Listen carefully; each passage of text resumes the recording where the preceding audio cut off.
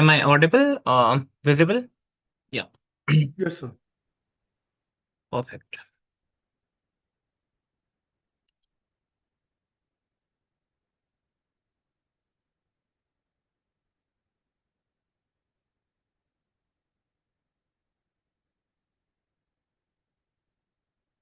So shall I start?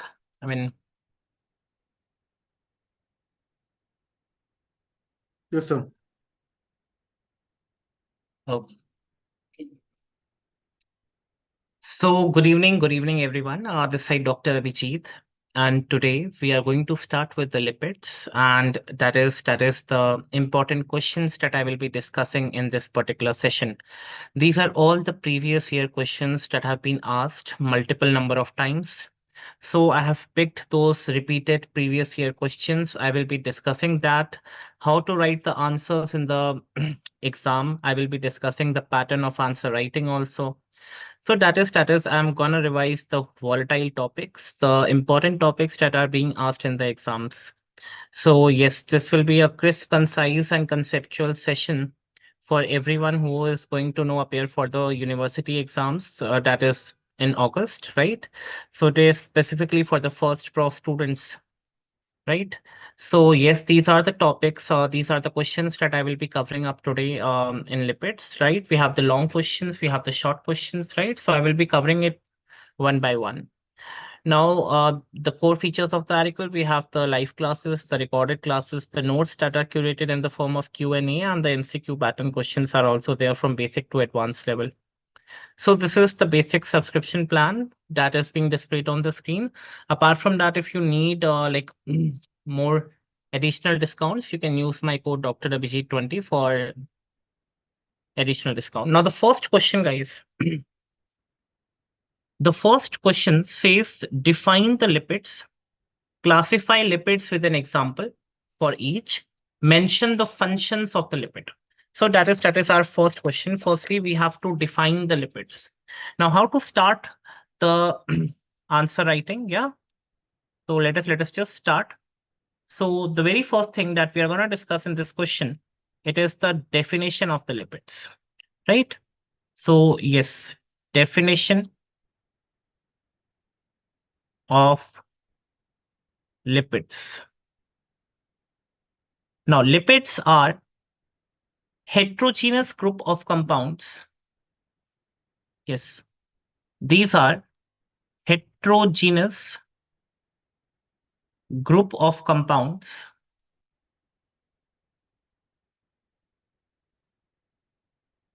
these are heterogeneous group of compound which is soluble,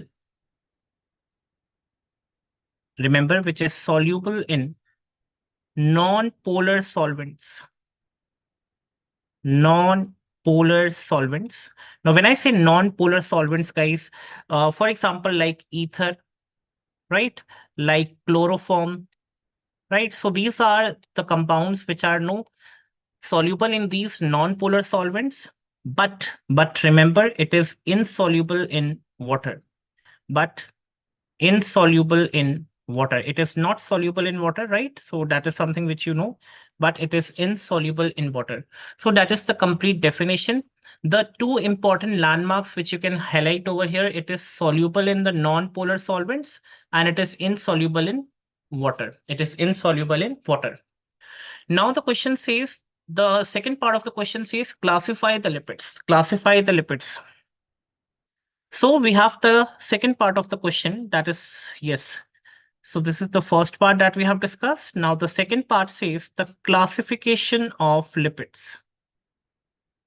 Classification of lipids. And that is something called as, which is given by the Bloor's classification.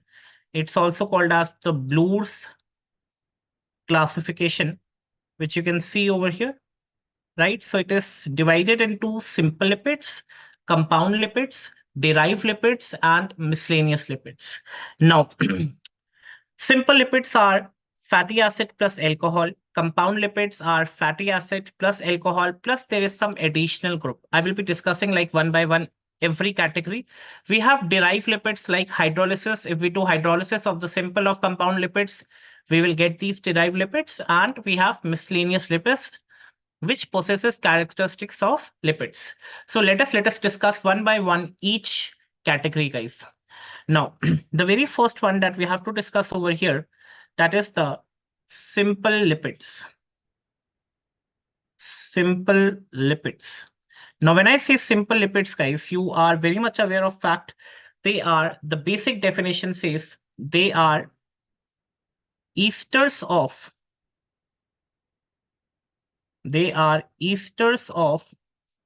fatty acid and alcohol. They are esters of fatty acid and alcohol. Right? They are esters of fatty acid and alcohol. And most commonly, the alcohol that we are using, it is the most common, MC means most common, that is the glycerol, right? Or any higher alcohol, Most commonly, it is glycerol or any higher alcohol. So let us see how these simple lipids are formed. With the help of examples also, we are going to see that. Now, simple lipids, in nutshell, basically, what does it mean, guys? It is fatty acid plus alcohol. Fatty acid plus alcohol. Now, fatty acids plus alcohol, guys, you already know. Now, if I take the glycerol, guys, if I just take alcohol, and what alcohol I'm taking over here, it is the glycerol, right? It is glycerol, right? So what is the formula for glycerol, guys? Glycerol, you already know that it is having 3 carbons, right? Polyhydroxy alcohol, it is having 3 carbons, 1, 2, and 3, and all the 3 carbons are having this OH group, right? The hydroxy group. And to balance, the carbon forms 4 hydrogen bonds, right?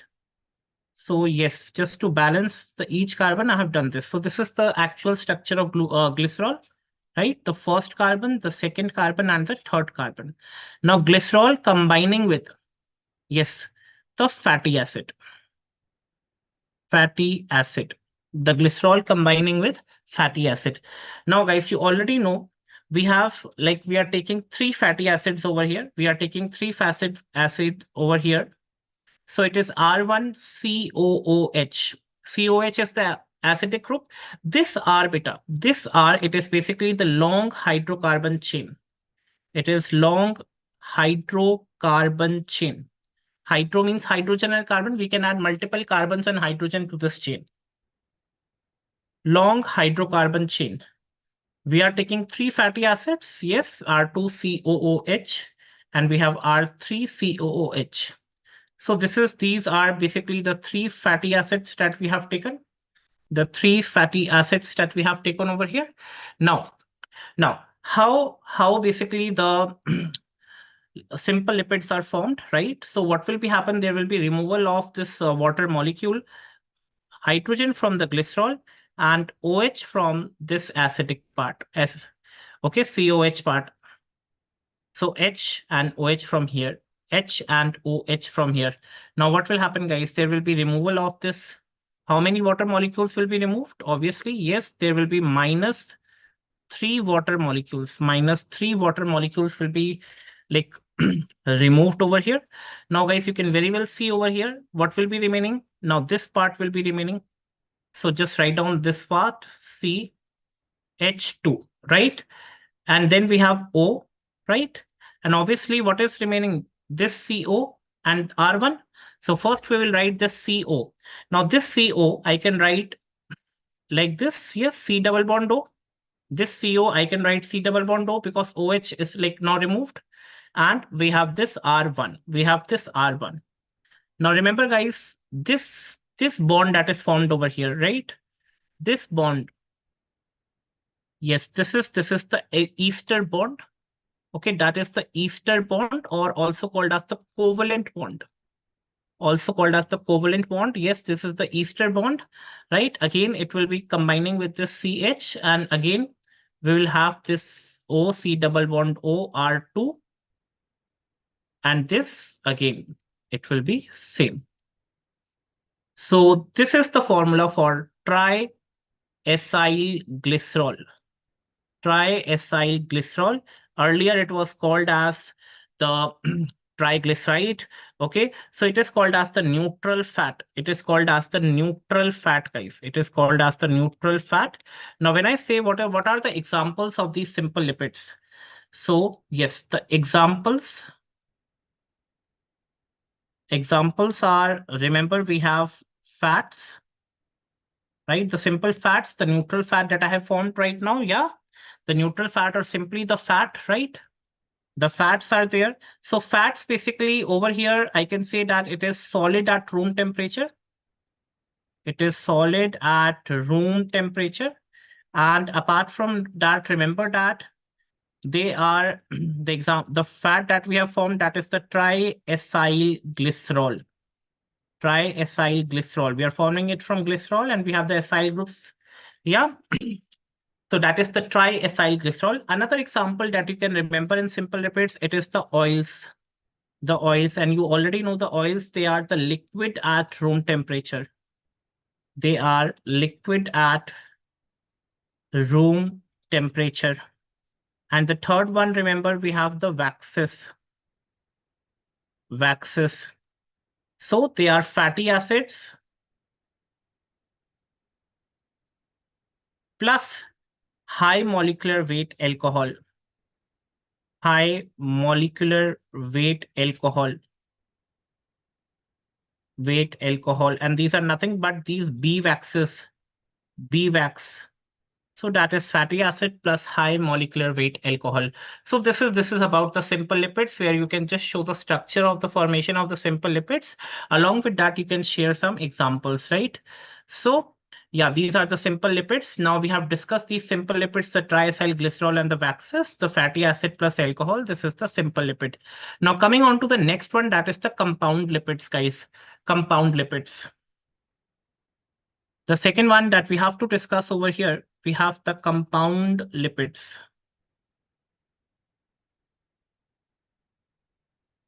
Compound lipids.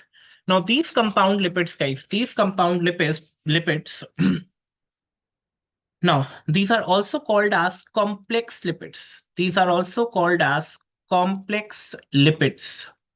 These are also called as complex lipids. Now why they are called as complex lipids? What is the definition, guys? We have the fatty acid. Okay, fatty acid is in simple lipids also. We have the alcohol that is in the form of glycerol that we have used. Okay, now in addition to fatty acid and glycerol, we have some other component, guys, and that is over here referred to as some other groups. Other groups. These are the additional groups which are there. Additional groups which are present over here. Additional groups. Now, what are these, guys? Let us just try to see. If it is phosphate, right, then it will be like, okay, if it is phosphate, let us just write down like this. Okay, let me use some other pen. Yeah, if it is phosphate,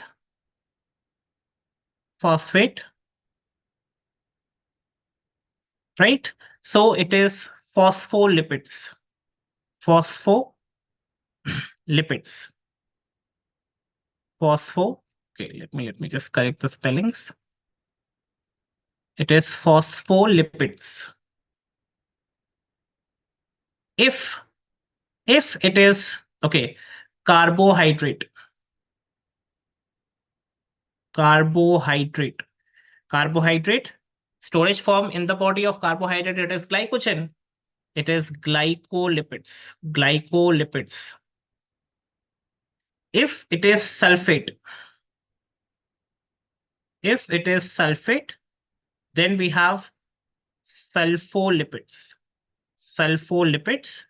Okay. If it is proteins,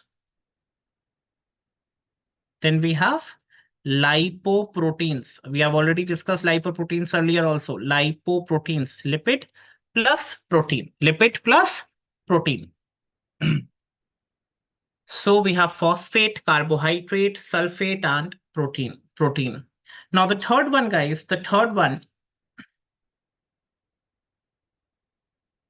We have derived lipids. We have derived lipids. We have derived lipids. So basically, what is the definition, guys? They are derived from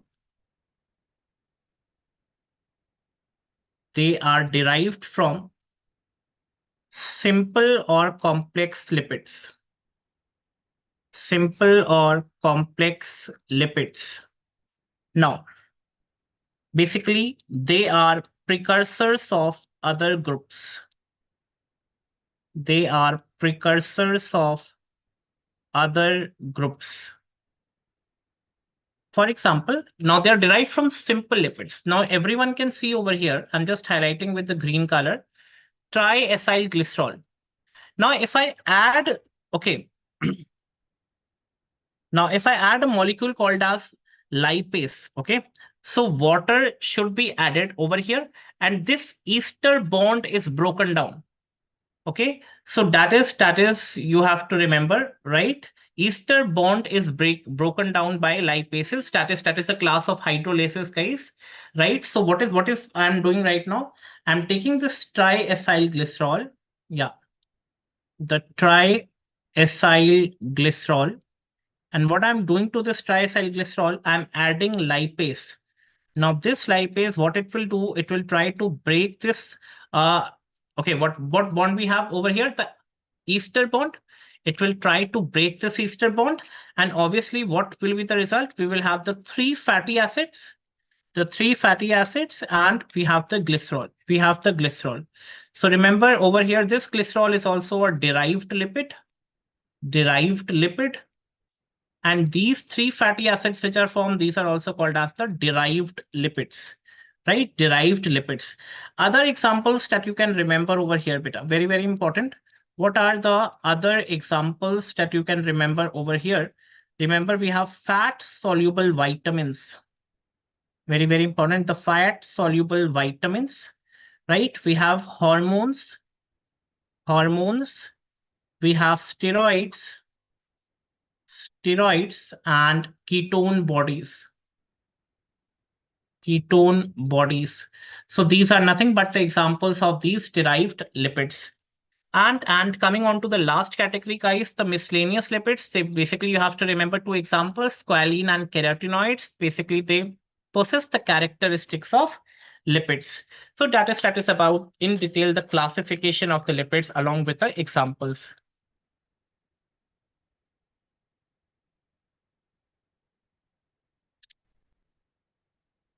Now, so we have discussed the definition of lipids. We have classified lipids with an example for each, right? I have told you in turn multiple examples. Now coming on to the functions of the lipid, that is the last part of the question, that is the functions of the lipids. So the very first one, the triglycerides, guys, that we have formed right now, these are the forms of energy. These are the forms of energy, right? They help in the formation of the cell membrane, guys. They help in the formation of cell membrane, especially the phospholipids and cholesterol, right? The third one, they are acting as the metabolic regulator. I just told you these steroid hormones, right? These steroids, they are basically the derived lipids.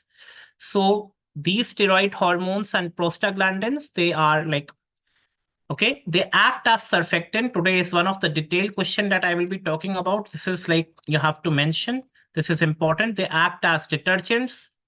They act as emulsifying agents. They act as electric insulators in neurons, right? And they give shape and contour to the body. They help protect the internal organs by cushioning effect, helps in absorption of the fat-soluble vitamins A, D, E, and K, and improve taste and palatability of food. So that is regarding this functions of lipids. Now, we have already discussed the first question for today, a long question. So in these 4 slides, you can mention all the important points that we have discussed. So that was regarding the first question that has been asked multiple number of times, guys, a 10 marks question in many of the university exams, right? Now coming on to the next question, that is regarding this phospholipids, guys, that is regarding this phospholipids. We have to define, we have to classify with examples, we have to tell the significance, the compositions and functions of any two. Okay, guys. Let us just try to do it. So this is question number 2. For today, this is the question number, yes, question number 2 that we are going to discuss, the phospholipids, define, classify with examples, right? Now the phospholipids, now the answer is, firstly, it is the definition of phospholipid.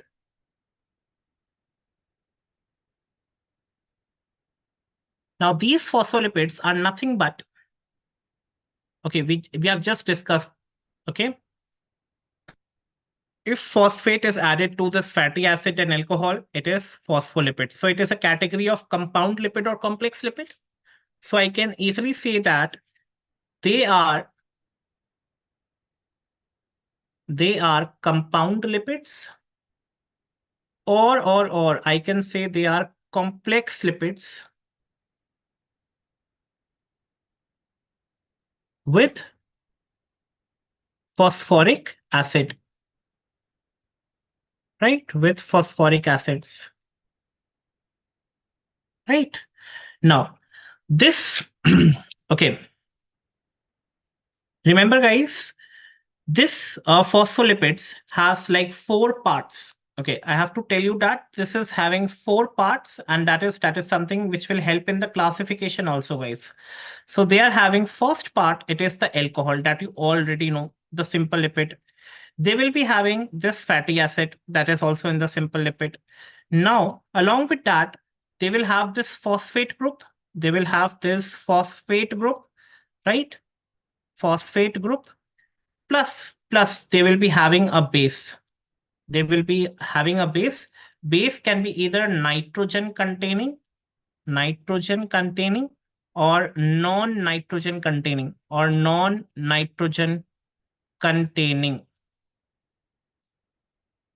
nitrogen containing or non-nitrogen containing. Now, let us just try to move on to the next part of the question. Classify with examples. Okay.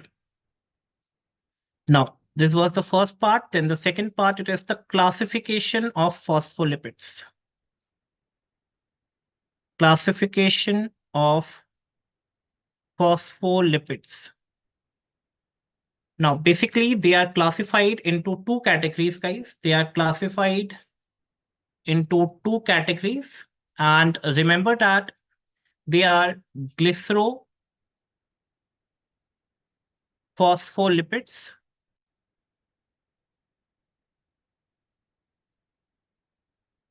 and we have sphingolipids.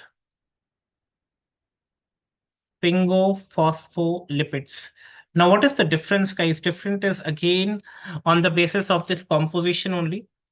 Now, over here, remember, guys, the majority difference, the alcohol that we are using in case of glycerophospholipids, it is glycerol. Okay. And the alcohol that we are using in this sphingolipids, it is sphingosine. Sphingosine. Right? So glycerol, it is the backbone, right? The glycerol, it is the backbone over here. And sphingosine, it is the backbone over here. It is the backbone over here. Remember, guys, the glycerophospholipids, they are further divided. They are further divided into, yes, we have nitrogen containing, yes, nitrogen containing. We have non-nitrogen containing. Okay, one containing nitrogen, one don't contain, one which is not containing nitrogen, and the third one, it is unclassified. It is unclassified. So nitrogen containing, the examples are very, very, very important. We have lecithin, guys. We have lecithin. We have cephalin. We have phosphatidylserine. fatty dial serine. Non-nitrogen containing, we have, okay, non-nitrogen containing, yes, we have phosphatidylglycerol, phosphatidylglycerol. We have cardiolipin. We have phosphatidylinositol, phosphatidylinositol. Unclassified, we have like two examples which you can remember. We have phosphatidic acid, phosphatidic acid, and we have ether lipids. Ether lipids. So this is in nutshell about the classification of these phospholipids. The classification glycerophospholipids and sphingolipids. Okay. Now coming on to the compositions and functions of any two. Okay. Examples we have already discussed the nitrogen, non-nitrogen containing and unclassified along with the classification. Now guys, we have to discuss the composition and functions of any two. Any two. So, okay, guys. Let us just discuss the composition also over here. So the very first one that I will be discussing over here, okay, I am discussing phosphatidic acid, right? So I am gonna discuss one of the, okay, over here, that is the phosphatidic acid. Yes, and I will be discussing, yeah, lecithin with you guys, lecithin with you guys. So I will be discussing the composition, right? The composition and the functions of these two structures over here. Okay, so the very first one that I am going to discuss, it is, yes, phosphatidic acid, phosphatidic acid. Now, phosphatidic acid, remember it is the simplest, okay, it is the, okay, I will be writing it over here down, otherwise it will be. Remember, it is the simplest glycerophospholipid. Glycerophospholipids. It is the simple glycerophospholipid, right? Now, even I can say one statement that all glycerophospholipids,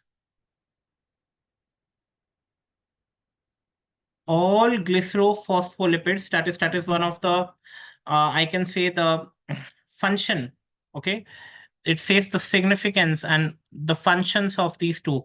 So all glycerophospholipids are basically derived from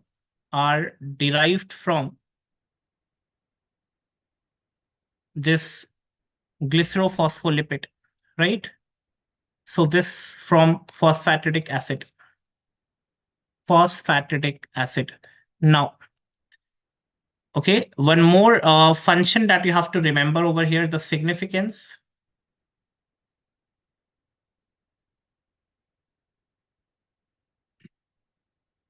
That it is intermediate. It is intermediate in the synthesis of, yes, triacylglycerols also, right? Now, and even the phospholipids also. Now, that is one of the significance, guys. Now, what is the composition, guys? One is the significance part. What is the composition of this phosphatidic acid? As the question says, we have to mention the composition. Now, what is the composition, guys? And we will just try to draw it also so that you remember. The composition is it has glycerol. It has glycerol. Plus, it has two fatty acid residues. Plus, it has, yes, the phosphate group. Phosphate group. Right? So, and plus it doesn't have any nitrogenous base, guys. It is not having any nitrogenous base over here. So remember, there is no nitrogenous base over here, right? Now, how the structures look like, guys. So we have the glycerol, guys. You already know glycerol, it is like this, only the 3 carbon atoms, right? So let me just try to, yeah, make it the structure smooth. So you already know we have the glycerol. I'm not making it, but I'm just showing you how it will look like. Yes, we have this carbon, right? Yes, they are all bonded to this, yes, this acidic group, the fatty acid. Yes, that is the ester bond, right? That is the ester bond. And over here, we have this phosphate group which is added. The phosphate group which is added. So remember, guys, this is, yes, this one, it is the glycerol part, right? This is the glycerol part, right? Glycerol part. And you already know the glycerol, it is the backbone of these glycerophospholipids. We have, yes, these is ester linkages that you can see over here, the ester linkages which you can see over here, right? So these are actually the hydrophobic tails of the phospholipids, right? So these are actually the, okay, I will write it over here.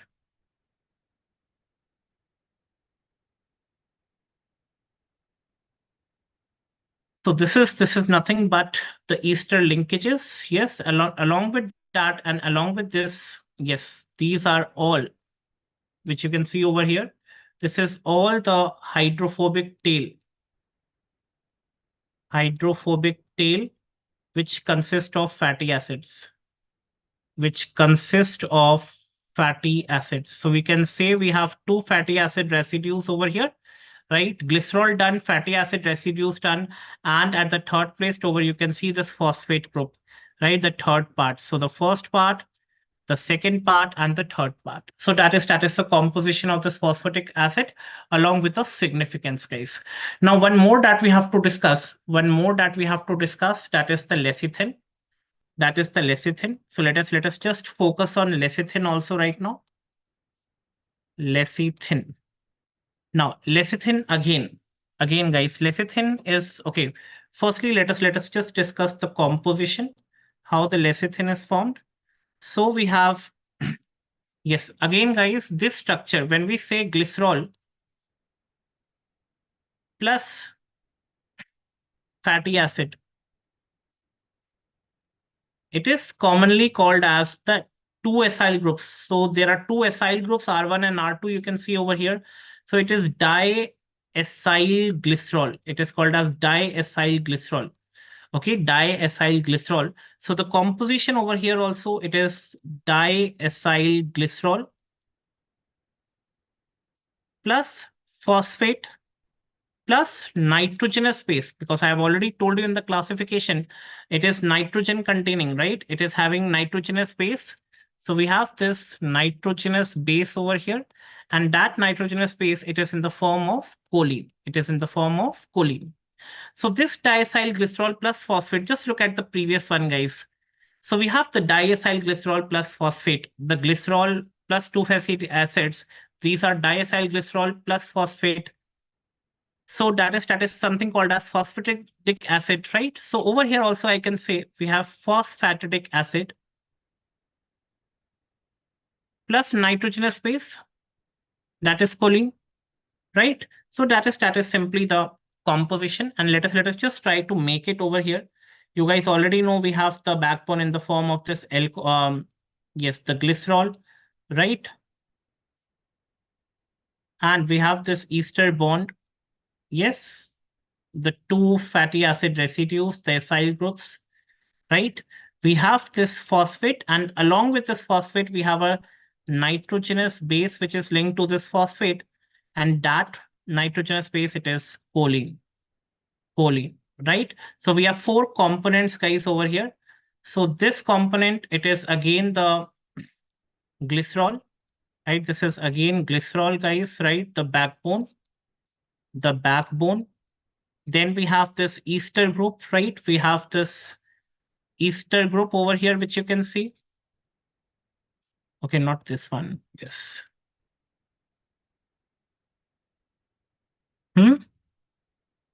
So that is the two fatty acid residues. The two fatty acid residues. So we have four components: glycerol, two fatty acid residues. The third one, it is phosphate, and the fourth one, it is the nitrogenous base. Okay. 1, 2, and 3, earlier it was the structure of phosphatidic acid plus choline that gives rise to lecithin. Lecithin. Now, what is the significance, guys? What is the significance of this lecithin? Significance. Remember, it is the most abundant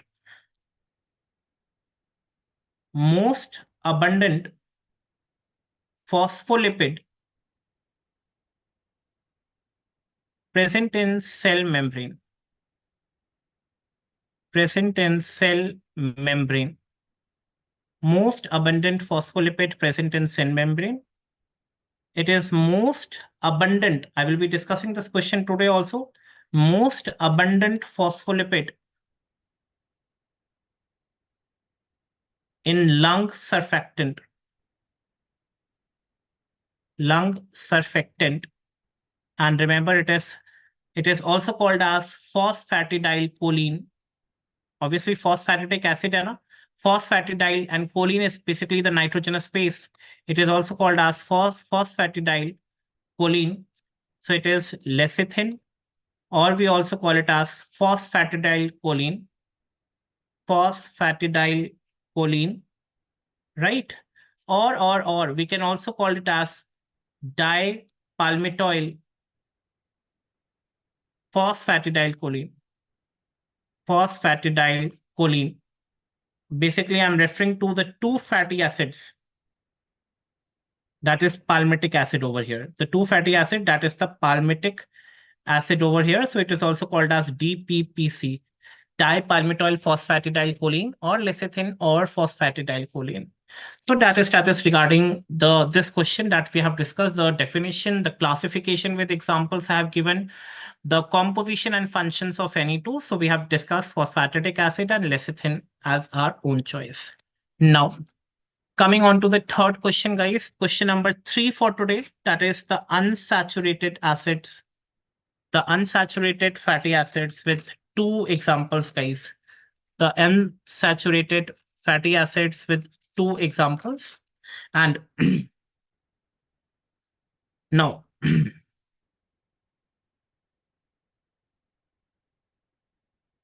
now when I say unsaturated fatty acids, guys, answer.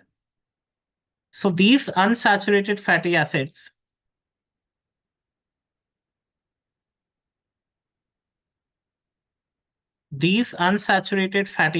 basically they contain double bonds.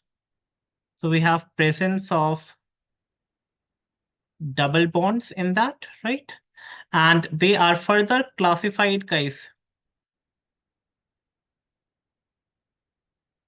as monounsaturated fatty acids.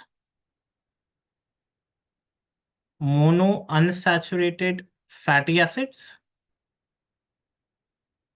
And we have polyunsaturated fatty acids. Polyunsaturated fatty acids. Polyunsaturated fatty acids. Now, monounsaturated fatty acids, we have oleic acid, yes, which is carrying only one single bond, right? So, one double bond, and polyunsaturated means more than one double bond. More than one double bond, right? Now, monounsaturated with examples you should know, guys. Over here, the examples are, yes, the palmitoleic acid,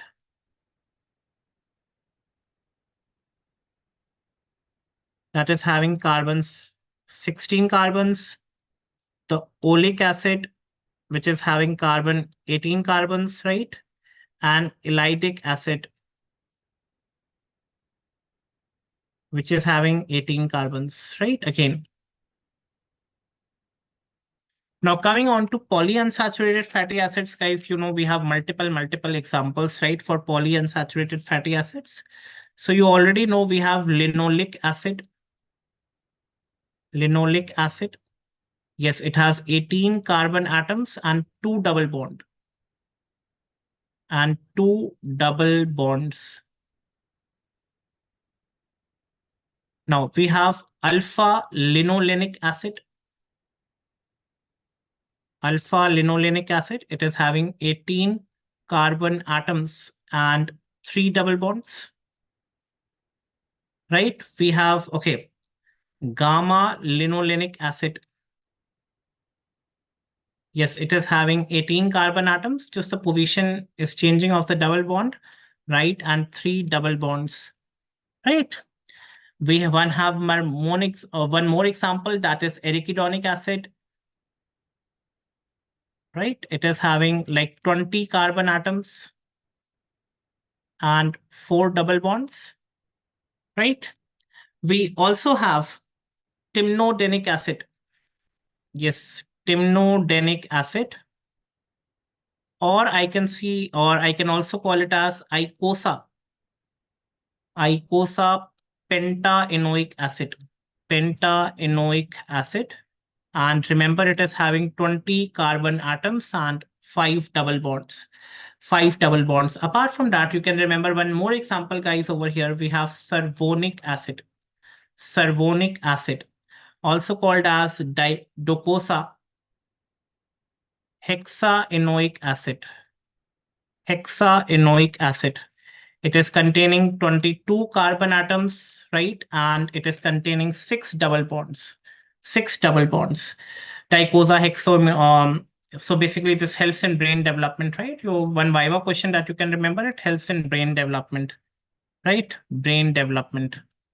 Right, so that is like unsaturated fatty acids with two examples that you can just give over here. Either it can be from mono unsaturated, right, or from polyunsaturated. You can just write any two of them. I have mentioned all so that you can remember from the exam point of view. Right, this is a short answer question, right? So just mention the names of these examples of this buphyanol, right? That will be sufficient. Coming on to question number 4 for today. That is, yes, essential fatty acids and their importance. Now, these fatty acids, beta, they cannot be synthesized. They cannot be synthesized by the body, and therefore should be supplied in the diet. That's why these are known as the essential fatty acids. Therefore, these are known as the essential fatty acids, right? So these are polyunsaturated fatty acids that we have discussed only, the linoleic acid and the linolenic acid. And remember, guys, the most essential fatty acid, again, very important Viva question, the most essential fatty acid, it is linoleic acid. Most essential fatty acid, that is the linoleic acid. Yes. Arachidonic acid is basically, I would say it as semi-essential, guys. Okay, it is called as semi-essential. Okay, you don't need to mention about that, but remember it becomes essential if precursor linoleic acid is not provided in diet in sufficient amounts, right? So why it is important, guys? Again, a very short answer question. They are essential since human lacks the enzyme that can introduce double bonds beyond carbons 9 and 10. Okay, so yes, that is something you have to remember. So these linoleic acids, or yeah, linolenic acids, guys, remember these have like several importance, guys. Now they are required for the membrane structure, function, transport of cholesterol, formation of lipoproteins, right? Prevention of fatty liver. So that's why these are very important, right? So even for the synthesis of eicosanoids, these are essential no precursors.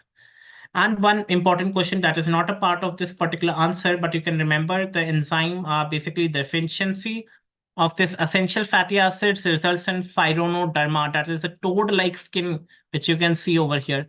These are presence of these horny eruptions, which you can see on the skin, and that is which will lead to the deficiency in essential fatty acids, which can lead to the stored like skin, right? So that is again, you have to tell the definition and essential point. That is, it is for function, transport of cholesterol, formation of lipoproteins, prevention of fatty liver, etc., etc.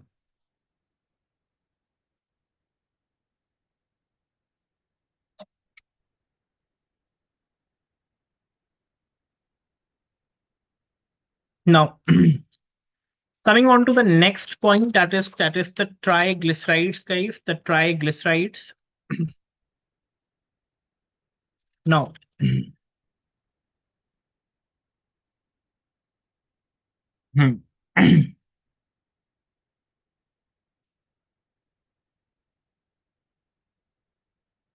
Now,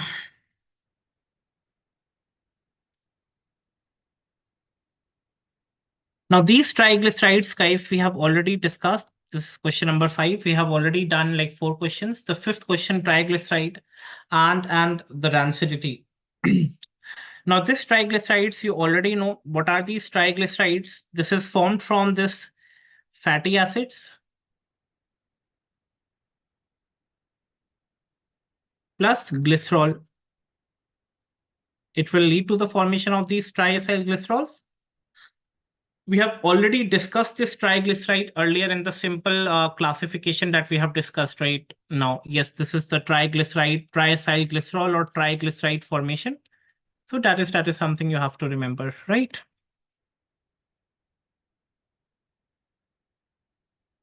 Hmm. Now, rancidity, basically, the other part of the question, it is a term used to represent the deterioration of fats and oils resulting in an unpleasant taste. Fats containing unsaturated are more susceptible to rancidity. Hydrolytic rancidity occurs due to partial hydrolysis of these triacylglycerols by bacterial enzyme, right? If there is partial hydrolysis, adai hydrolysis of the triacylglycerol, that can lead to this hydrolytic rancidity, and oxidative rancidity, basically it is due to oxidation of these unsaturated fatty acids, right? Now, coming on to the phospholipids, guys. Phospholipids we have already discussed in detail. This was a repeat question, guys. So you can see how important this question is. Phospholipids, we have already discussed the definition along with the classification of phospholipids. But one part in this question that we have to discuss, it is the sphingolipids, guys. It is the sphingolipids. Now, when I say sphingolipids, guys, sphingolipids, now let us just discuss, because phospholipids I have discussed earlier, question number 6. Phospholipids discussed earlier. It is discussed earlier in the starting, right? Now I will be discussing about sphingolipids, right? Or yes, sphingolipids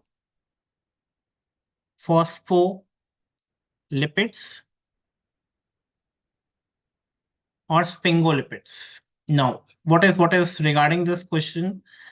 Right. Remember, guys, the backbone over here, as I already discussed, the backbone over here, it is the sphingosine. Sphingosine, that is the alcohol, that is the amino alcohol, right? The amino alcohol, right? So remember, guys, yes. What is the basic composition, guys? What is the basic composition, guys, over here? So you should remember that we have sphingosine, guys. We have sphingosine. Okay, we have this 3-carbon compound. We have this 3-carbon compound. The third carbon, basically, it is attached with this fatty acid, right? Then we have the NH group, right? That is again the fatty acid wala group, right? And then this carbon, it is bonded to the phosphate and then to the nitrogenous base, which is choline, right? The nitrogenous base, which is choline. So this is the fourth part. This is like the phosphate is the third part. Then we have this fatty acids, right? This fatty acids, and we have sphingosine.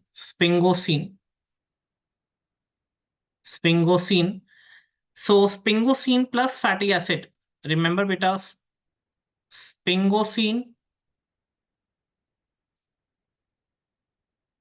plus fatty acid, it is called as ceramide. It is called as ceramide, right? So remember, guys, if we talk about the composition of yes, sphingolipids composition, remember it is sphingosine plus fatty acid, okay, plus phosphate plus choline. Choline is nothing but the nitrogenous base. So remember the sphingosine plus fatty acid, it is called as ceramide. So it can be called as ceramide plus phosphate plus choline. Right? This fatty acid is on the form of acyl group, right? So it can be ceramide plus phosphate plus choline. Ceramide plus phosphate plus choline. Now, what is the significance of the sphingolipids? So we are discussing the sphingolipids, and what is the significance, guys? What is the significance that you have to remember? Remember, it is present in cell membrane. Okay, it is present important component in the cell membrane. Present in cell membrane. It is present in cell membrane. Okay, it is present in the myelin sheath. Only one sphingophospholipid that you have to remember, it is sphingomyelin, guys. It is sphingomyelin. And remember that one again important very viva question. This is present in the myelin sheath. Myelin sheath of nervous tissue. Myelin sheath of nervous tissue. Okay. Also, it is present in the white matter of brain. White matter of brain. White matter of brain. Also, it is present in the white matter of the brain. Right? White matter of the brain. So that is present in the cell membrane, myelin sheath of nervous tissue, and white matter of brain. So that is regarding the sphingolipids. Coming on to the next one. Yes. The last one for today, that is question number 7. That is the deficiency of the lung surfactant causes respiratory distress syndrome. Now, what is the composition of the lung surfactant? So answer to the 7th question, the first part, it is the dipalmitoyl phosphatidylcholine. It is also called as lecithin, or it is also called as phosphatidylcholine. It is also called as phosphatidylcholine. We have just seen that, guys. We have just seen that. So that is the composition of this lung surfactant. So remember, it is an important phosphatidylcholine found in the lungs, right? It is a surface active agent and prevents the adherence of inner surface of the lungs due to surface tension, right? So it basically decreases the surface tension. So that is something that you have to remember. Now they're asking what is the biochemical basis for this respiratory distress syndrome. So remember, guys, the respiratory distress syndrome in infants is a disorder characterized by the absence of this dipalmitoyl lecithin. If this is absent, guys, okay, so what it will do, it will